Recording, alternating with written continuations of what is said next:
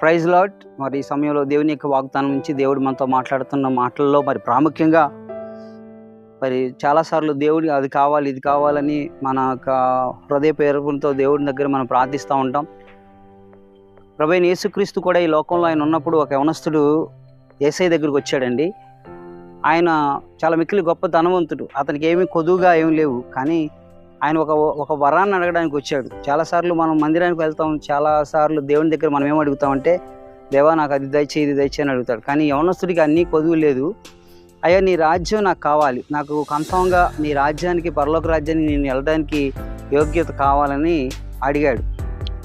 ఆ అడిగినప్పుడు ఆ యవనస్తుడితో ప్రభు చెప్పిన మాట చాలా ఆశ్చర్యకరమైన మాట. అదేంటంటే, మొట్టమొదటిగా దేవుని యొక్క 10 ఆజ్ఞలు నువ్వు పాటించుకుంటూ వచ్చావా, ధర్మశాస్త్రాన్ని నువ్వు చదివావా అని అన్నాడు. చదివాను, నేను ఆజ్ఞలు కూడా పాటిస్తున్నాను, నా చిన్నప్పటి నుంచి నా తల్లిదండ్రులను సన్మానిస్తున్నాను, నా పొరుగువాడిని ప్రేమిస్తున్నాను, నా పొరుగువాడిని ఏది కూడా ఆశించట్లేదు అని చెప్తానే ఉన్నాడు.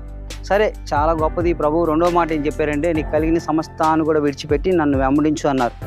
ఆ మాట ఎప్పుడైతే యేసుప్రభు అన్నారో అప్పుడు ఆ యవనస్తుడు అన్నాడు, నా వల్ల కాదు, ఎందుకనంటే నా భార్య, నా బిడ్డలు, నా ఆస్తి, నా ప్రాఫిట్ అన్నాడు. కానీ చాలాసార్లు మనం కూడా అలాగే దేవుని దగ్గర అంటూ ఉంటాం, ప్రియులారా నాకు చాలా బిజీ ఉందండి, నేను రాలేకపోతున్నాను ప్రేయర్కి, లేకపోతే నేను ఎలా ఉన్నాను అలాగ ఉన్నాను అని అంటుంటాం. కానీ ఇక్కడ రేపటి మరలా అక్కడ ఒక దేవుని యొక్క వాక్యంలో మనం చదువుకోబోతున్న ఈ యొక్క నిత్య లేఖనంలో నుంచి యేసుప్రభు వారి స్వయంగా మరి ఆయన చెప్తున్న మాటల్లో ప్రాముఖ్యంగా మత్తయి సువార్త 6వ అధ్యాయము 33వ వచనం 34వ వచనం.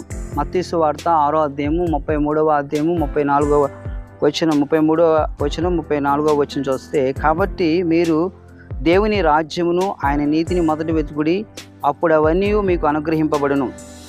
రేపటిని గూర్చి చింతింపకుడి, రేపటి దినము దాని సంగతులను గూర్చి చింతించుచున్నాను, ఏనాటి కీడు ఆనాటికి చాలు అంటున్నాడు. మరి ఏనాటి కీడు ఆనాటికి చాలు, ఏ రోజు ఏది సంభవిస్తుందో అది దేవుని యొక్క పరలోకంలో నిశ్చిత, దేవుడు నిర్ణయిస్తాడు అని చెప్తున్నాడు. కాబట్టి మొట్టమొదటిగా ఆయన నీతిని, ఆయన రాజ్యాన్ని నువ్వు వెతుకు అని చెప్తున్నాడు అక్కడ దేవుని యొక్క లేఖనంలో. ఆయన రాజ్యాన్ని, ఆయన నీతిని మనం వెతికినప్పుడు అప్పుడు మీకు ఏది కావాలో దేవుడు మీకు అనుగ్రహిస్తాడు అంటున్నాడు. అనుగ్రహించే దాని కొరకు ఏమి ఇవ్వాలో ఏమి ఇవ్వకూడదో చాలాసార్లు మన పక్కన వాళ్ళు మన బిడ్డల గురించి మనకు చెప్తే ఎలా ఉంటుంది? నీ బిడ్డలకు ఏం తింటారో ఏం చేస్తారో అది నీకు తెలుసు కదా. అట్లాగే మరి అన్నిటినీ కూడా సంసిద్ధం చేసి దేవుడు మనకి ఇచ్చినప్పుడు వాటన్నిటినీ కూడా అనుభవించడానికి దేవుడు సమస్తానికి నీకు ఏది కావాలో దేవునికి తెలుసు.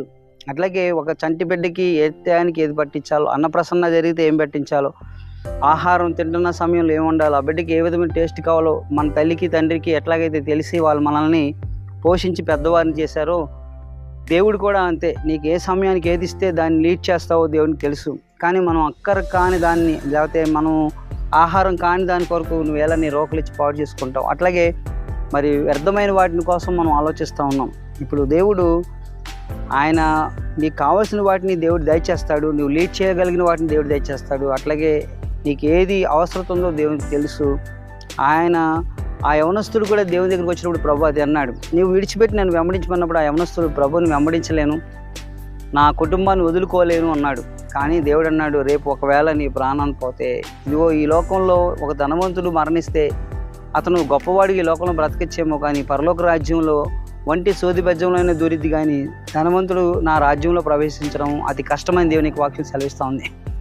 అందుకు ప్రియులారా, మరి ఈ సమయంలో దేవునికి మా నామమును బట్టి దేవుడు తగిన జ్ఞానాన్ని మనకిస్తూ ఆయన నీతిని, ఆయన రాజ్యాన్ని కనుక మనం వెతికినట్లయితే దేవుడు మనకు కావాల్సిన వాటి అన్నిటిని ఇస్తాడు. రేపటి కొరకు చింతించద్దు. దేవుడు నీకు ఏది కావాలో ఏ నాటికీడు ఆ నాటికి చాలు. మరి దేవుడు నిన్ను పోషించి ఆయన మనసును నెమ్మది కలిగి, నీ హృదయాలు సంతృప్తి కలిగి దేవుని మీద భారం వేసినట్లయితే ఆ యవనస్తుడి వలె కాకుండా మనం కూడా ప్రభువా నీ చిత్తం మా పట్ల నెరవేర్చమని దేవునికి ప్రార్థిద్దాం. ఈ కొద్ది మాటలు దేవుడు దీవించును గాక. ఆమేన్. God bless you all.